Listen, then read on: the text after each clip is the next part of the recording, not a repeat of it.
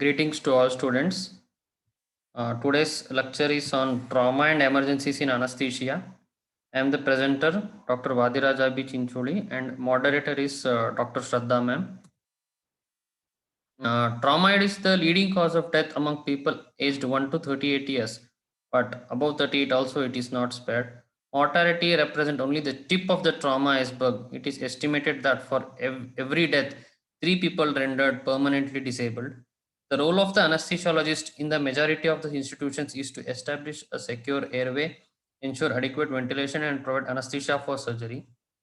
Role of anesthesiologist in trauma care.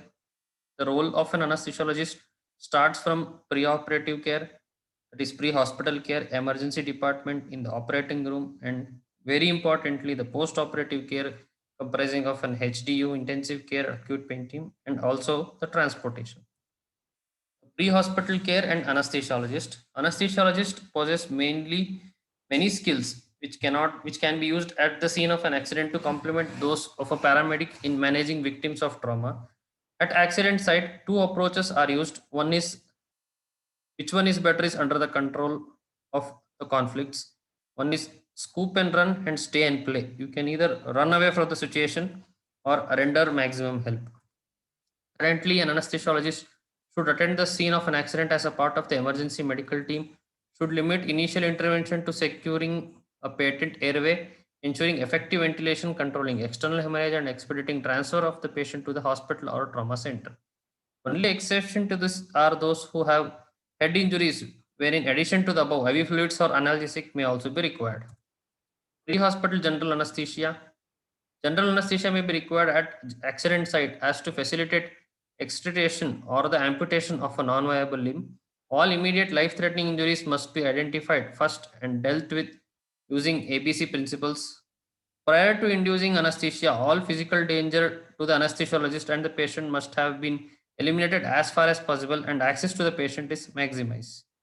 Pulse oximetry is the barely minimum monitoring that is needed for an anesthesiologist. Anesthesiologist in emergency department. In most hospitals, emergency department is the first contact between the anesthesiologist and the trauma patient. Time is a crucial factor for a successful resuscitation of a severely injured patient. Ambulance personnel or a doctor at the scene should communicate directly with emergency staff, which further decide whether to alert individual specialist or the trauma team. Resuscitation of patients following trauma. Deaths following trauma include trimodal distribution. First peak in death is within seconds to minutes of injury as a result of major neurological or vascular injury. This can be reduced by preventive measures. Second peak represents early deaths in which patient is dying from airway, breathing or circulatory problems. This is called as the golden hour to emphasize the importance of rapid timely resuscitation to reduce mortality. Third peak of deaths in days to a few weeks later as a result sepsis and multiple organ failure. Traditional medical practice including history examination and investigation is not appropriate for severe head injured patients or severely injured patient. Instead, assessment and resuscitation take place simultaneously with the aim being to identify and treat first the greatest threats to life. ATLS, which is Advanced Trauma Life Support, should always aimed at a single-handed physician working in a rural hospital. That ATLS protocols can be easily adapted for a team approach and provide a useful framework on which resuscitation efforts in an external environment can be based. ATLS, the focal on ATLS is the management of patients with major injuries following the golden hour and is considered in the 4 phases: primary survey, resuscitation, secondary survey, definitive care. The primary survey and resuscitation. The primary survey includes A, B, C, D, E, airway with control of cervical spine, breathing and ventilation, circulation and hemorrhage control, disability, rapid assessment of neurological function, and E is exposure with environmental control. Airway. During resuscitation of a severely injured patient, the initial priorities are to ensure a clear, secure airway and to maintain adequate oxygenation. If the airway obstructed patient, if the airway is obstructed, immediate basic maneuvers such as chin lift or jaw thrust along with suction may temporarily relieve the obstruction. In semi-conscious patient, an oropharyngeal or nasopharyngeal airway can be used while preparing for the more definitive management. Every patient with multiple injuries should receive a highly inspired oxygen concentration. Patient should always be considered as full stomach, which is very important. Advanced airway management is indicated if there is apnea, persistent obstruction, severe head injury, maxillofacial trauma, a penetrating neck injury with an expanding hematoma, or major chest injuries. Every patient with significant blunt trauma, particularly above the clavicles, or if unconscious, should be assumed to have cervical spine injury until it is proved otherwise.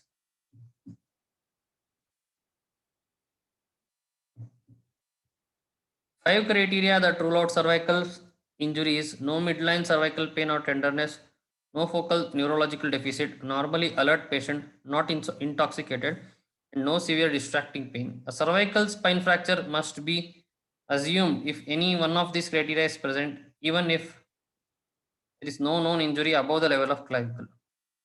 Causes of obstructed airway or inadequate ventilation in a trauma patient. Uh, in case of airway obstruction, there is direct injury to face, mandible, or neck can cause airway obstruction, and hemorrhage in the nasopharynx, sinuses, mouth, or upper airway. Diminished consciousness secondary to traumatic brain injury, intoxication or analgesic medication, aspiration of a gastric contents of foreign body, or misapplication of an oral airway or endotracheal tube.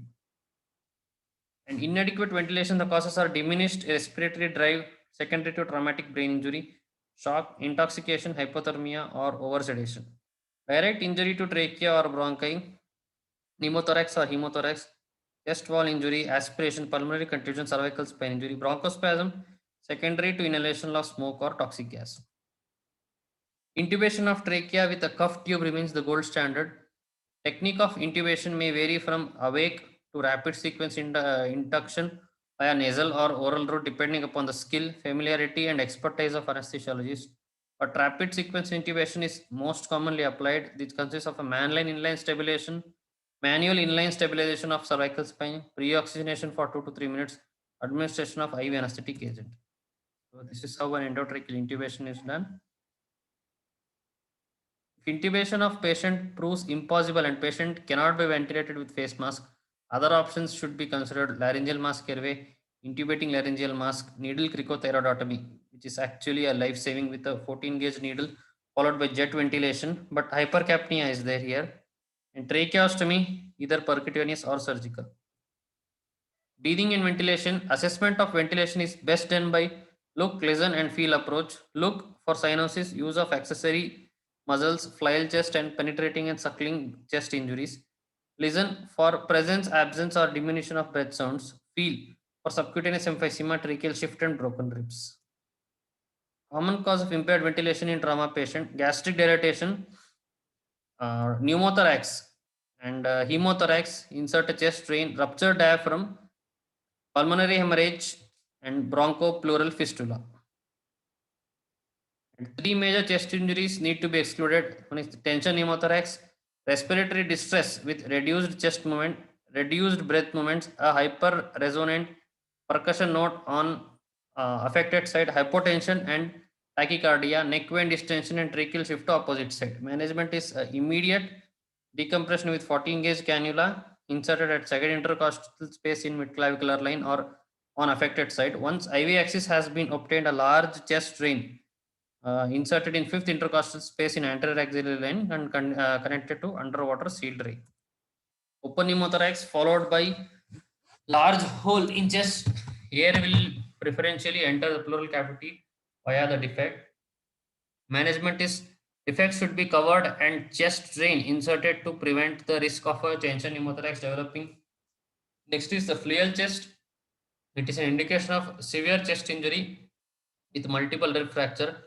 Hypoxia is often worsened by underlying pulmonary contusion or hemothorax, may requiring intubation and mechanical ventilation. Paradoxical chest movement is characteristic of this, but not present always.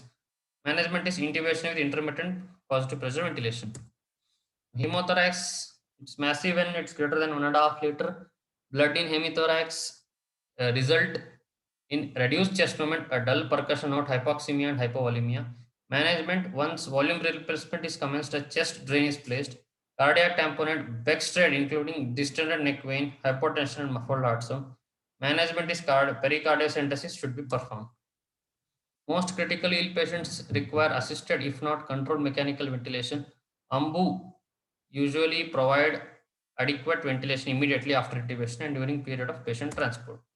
Indication of tracheal intubation in trauma patients: when the GCS is less than 8, loss of protective area reflexes, hemorrhages into the airway, ventilatory insufficiency when the partial pressure of oxygen is less than 60 and TSO2 is greater than 45 mmHg, seizures, general anesthesia, or in case of cardiac arrest.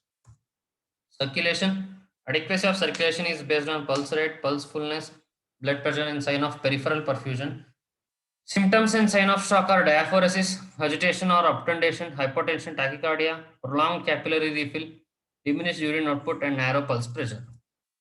The first priority in restoring adequate circulation is to stop bleeding, followed by replacement of an intravascular volume secondarily. Until prove otherwise, the assume shock as a result of hypovolemia secondary to hemorrhage. Hypotension in these patients should be aggressively treated with IV fluids and blood products, not vasopressors, unless there is profound hypotension that is unresponsive to fluid therapy, coexisting cardiac shock, or cardiac arrest. So this is the mild is when it's less than 20% of blood volume lost. Moderate is when up to 40% of lost. And severe is when more than 40% of blood is lost.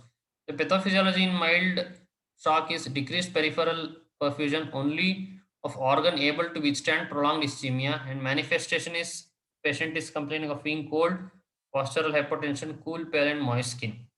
In moderate shock, there is decreased central perfusion of organs able to tolerate only brief ischemia, and manifestation is thirst, supine hypertension and tachycardia, and oliguria, or sometimes anuria. In severe shock, decreased perfusion of heart and brain, severe metabolic acidosis, respiratory acidosis possibly if present, and clinical manifestation is agitation, confusion, or obtundation. Supine hypotension and tachycardia invariably is present, and there can be rapid or deep respiration. ATLS classification of hemorrhagic shock. Blood loss is less than 750 ml, class 1. 70 to 750 to 100 and 1500 ml is class 2. 1.5 liters to 2 liters is class 3, and greater than 2 liters is class 4. And heart rate is, again, it is also a criteria: less than 100 class 1, greater than 100 class 2, greater than 120 is class 3, and greater than 140 is class 4. Systemic pulse pressure, it's normal or increased, decreased, decreased, and decreased. Same way you can see how the it is differentiated as per respiratory rate, urine output, mental status, and fluid requirements. The most important here is fluid requirement. In class 1, crystalloid should be given. Class 2, crystalloid and blood should be given. In class 3, crystalloid and blood should be given. And in class 4, again, crystalloid and blood should be given. Other causes of hypotension in the initial phase of trauma: cardiac tamponade, tachycardia, dilated neck vein, muffled heart sound, pericardiocentesis. Myocardial contusion, tachycardia, cardiac dysarrhythmias, crystalloid, vasodilators, and inotropes. And pneumothorax or hemothorax, tachycardia, dilated veins, absent breath sound, subcutaneous emphysema, chest tube should be the cause. Spinal cord injury, hypertension without tachycardia, narrow pulse pressure, vasoconstriction, crystalloids, vasopressor, inotropes. Sepsis develops after a few hours after colon injury, present as modest tachycardia, wide pulse pressure, and fluor antibiotics, crystalloids, and inotropes. Multiple large bore 14 to 60 intra gauge cannula are placed in whichever vein accessible. As placement of central line is time consuming and associated with life threatening complications, peripheral lines are usually sufficient for initial resuscitation. Fluid therapy: for the majority of hypovolemic patients in emergency department, the initial choice is less important than availability, speed, and adequacy of replacement. Fully cross-match whole blood is ideal, but cross-matching takes a minimum of 1 hour. So O negative blood can be used in case of extreme emergency. Steroid solutions are easily available and expensive. RL and NS are commonly used fluids. Dextrose containing fluid should be avoided in traumatic brain injury and absence of documented hypoglycemia. Fluids are far expensive, but they are more sufficient in rapidly restoring volume. Combination of both gives best results. Albumin is usually selected over extran or hetastarch because of fear of inducing coagulopathy. Whichever fluid is chosen, it must be warmed prior to administration. Rapid infusion systems are available for this purpose. The ATLS curriculum avoids rapid infusion of up to 2 liter of warmed isotonic crystalloid solution in any hypotensive patient with a goal of restoring normal blood pressure.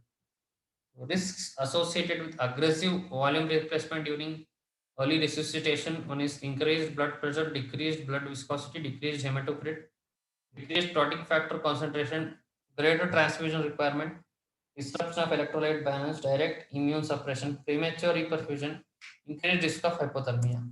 The aggressive fluid administration will often result in transient rise in blood pressure followed by increasing bleeding, another episode of hypotension, and need for more volume administration. ATLS manual characterize these patients as transient responders. Resuscitation of these patients should be considered in two phases: early while active bleeding is still ongoing, and late when all ongoing hemorrhage is controlled. Goals of early resuscitation: maintain systolic BP within 80 to 100, hematocrit within 25 to 30%, maintain the PT and APTT in normal range, platelet count of at least more than 50,000 per cubic millimeter, maintain normal serum ionized calcium, maintain core temperature higher than 35 degrees, maintain function of pulse oximeter, prevent an increase in serum lactate, prevent acidosis from worsening, achieve adequate anesthesia and analgesia.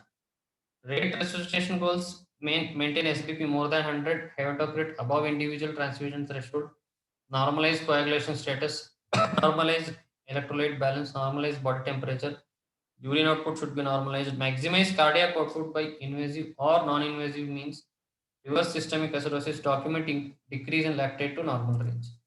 Prevention of hypothermia in seriously injured patients during surgery, use of forced air warming device, use of heat and moisture exchanger between anesthetic gases and breathing system, cover all body surfaces except surgical site including the head, maintain the operating room temperature as warm as possible, warm all fluids both IV and those used for lavage by the surgeons, place the patient on a warming blanket. The amount of fluid administered is based on improvement of clinical signs, particularly blood pressure, heart rate, and pulse pressure. Central venous pressure and urinary output also provide indication of restoration of vital organ perfusion. Disability: a rapid organ assessment of neurological function. Level 1 is you call the AVPU system: alert, verbal response, painful response, unresponsive. Level 2 is the Glasgow Coma Scale, which we will see here. If we have four numerical for E, five numerical for V, and six numerical for M. E4 is spontaneous, E3 is to speech, E2 is to pain, and E1 is none. Verbal response: E5 is oriented to name, and E4 is confused, E3 is inappropriate speech, E2 is incomprehensive sounds, and E1 is none. Motor response: M6 follows commands, M5 localizes to painful stimuli, M4 withdraws from painful stimuli, abnormal flexion is 3, and 2 is abnormal extension, and M1 is none. So the maximum Glasgow coma scale of a patient is 15 and minimum is not 0, it is 3. So the GCS of a dead body is 3. There is usually no time for Glasgow coma scale. The AVPU system alone may be used in a hurry, but if time permits, GCS has to be done as it is reliable, reproducible, and dynamic measurement. The trend in the conscious level is more important than one static reading. Exposure: patient should be undressed to allow examination of entire body surface for injuries. Inline mobilization should be used if a neck or spinal cord injury is suspected. Secondary survey: the objective of secondary survey are examine the patient head to toe, front to back, obtain a complete medical history in regard to allergies, medication, past history, last food, fluid, and obtain all clerical, laboratory, and radiological information, formulate a management plan. The secondary survey begins only when ABCs are stabilized and patient is evaluated from head to toe, and the indicated studies, that is radiograph, laboratory test, and invasive diagnostic procedures are obtained. Head examination includes looking for injury to the scalp, ears, and eyes. Neurological examination includes GCS and evaluation of motor and sensory function as well as reflexes. Chest is auscultated and inspected again for fractures and function integrity. A normal initial examination does not exclude the possibility of large chest pneumothorax, pneumothorax, or cardiac tamponade. Abdominal examination is done under the heads of inspection, auscultation, and palpation. Extremities should be examined for fractures, dislocation, and peripheral pulses. Urinary catheter and nasogastric tube are also inserted. Basic laboratory analysis include CBC, electrolyte, glucose, blood urine nitrogen, creatinine. ABG may extremely helpful. X-ray chest and cross table lateral radiograph under swimmer's view are a must. Fast scan focus assessment with sonography for trauma. Scan is a rapid bedside ultrasound examination performed to identify intraperitoneal hemorrhage or pericardial hemorrhage, pericardial tamponade. Fast scan examine four area for for free fluid, prehepatic or hepatorenal space, perisplenic space, pelvis, pericardium. CT angiography or diagnostic peritoneal lavage may be indicated if any doubt persists. Tertiary trauma survey or the TTS, between 2 to 50% of trauma patients may be missed in primary and secondary surveys. So some center advocate a tertiary survey. It occupies prior to discharge to reassess and confirm known injuries and identify occult one. Includes complete head-to-toe examination and a careful observation of all laboratory and radiological examination. Anesthetic consideration, regional anesthesia is usually impractical and inappropriate in hemodynamically unstable patients with life-threatening injuries. In hemodynamically stable patients, especially fractures and injuries to the extremities, regional anesthesia can be a choice.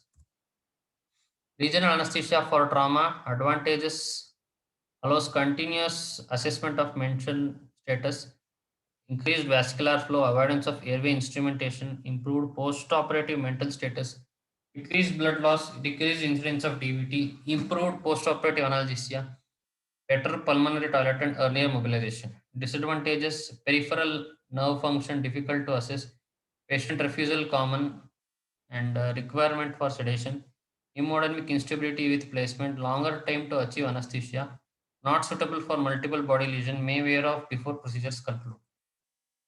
If patient arrives in the operating room already intubated, correct position of the endotracheal tube, which is a must, which has to be verified because sometimes patient can be esophageally intubated or tube may not be in a proper position. If the patient is not intubated, the same principle as described above should be followed. If time permits, hypovolemia should be partially corrected prior to induction. Commonly used induction agents for trauma include ketamine and etomidate. Dose of propofol are greatly reduced in patients with major trauma.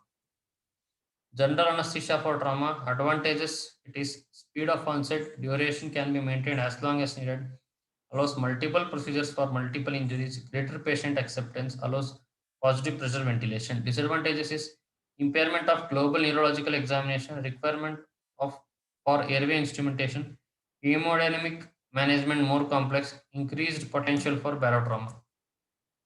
Severely injured patients requiring anesthesia and intubation can be divided into three groups. Those with severe hypotensive SBP less than 80 millimeter mercury with ongoing resuscitation and are severely neurologically appended. Induction agent are not usually required, but neuromuscular blockers is used to facilitate tracheal intubation. Those who are hypotensive SVP 80 to 100 millimeter mercury, hemodynamically unstable or inadequately resuscitated, a reduced dose of IV induction agent is used. An MBA is used for intubation. Patient with isolated head injury with sign of raised ICT, normal dose of an inducing agent, neuromuscular blocking agent, and analgesics are administered. Induction may also be preceded by IV bolus of lignocaine. Maintenance of anesthesia in unstable patient may consist of muscle relaxant with general anesthetic titrated as tolerated in an effort to provide a least amnesia. Small dose of ketamine, propofol along with less than 0.5 MAC of vocal anesthetic are used. Histamine releasing NMBA like atracurium and mivacurium are better avoided because it may lead to hypertension. For criteria for operating room or post anesthesia care unit extubation of trauma patient, you have the mental status, resolution of intoxication, able to follow commands, non combative, and pain is adequately controlled. Airway anatomy and reflexes, appropriate cough and gag, ability to protect the airway from aspiration, no excess airway edema or instability. Respiratory mechanics, adequate tidal volume and respiratory rate, normal motor strength, FiO2 less than 50%. Systemic stability, adequately resuscitated, small likelihood of urgent return to the operating room, normothermia without signs of sepsis. Triage, the sorting of and allocation of treatment to the patients and especially battle and disaster victims according to a system of priorities designed to maximize the number of survivors. Division of patients for priority of care usually into three groups. One, those who will not survive even with treatment, those who will survive even without treatment, and those survival depends on treatment. If triage is applied, treatment of these patients requiring it is not delayed by useless or unnecessarily treatment in those other groups. In those in other groups, the rate of rise of alveolar concentration of inhalation anesthetic agent is greater in shock because of lower cardiac output and increased ventilation. So higher alveolar anesthetic partial pressure lead to higher arterial partial pressure and greater myocardial depression. The effect of IV in anesthetic are exaggerated as they are injected into a smaller intravascular volume. The key of safe anesthetic management of shock patients is to administer small incremental doses of whichever agents are selected. Thank you.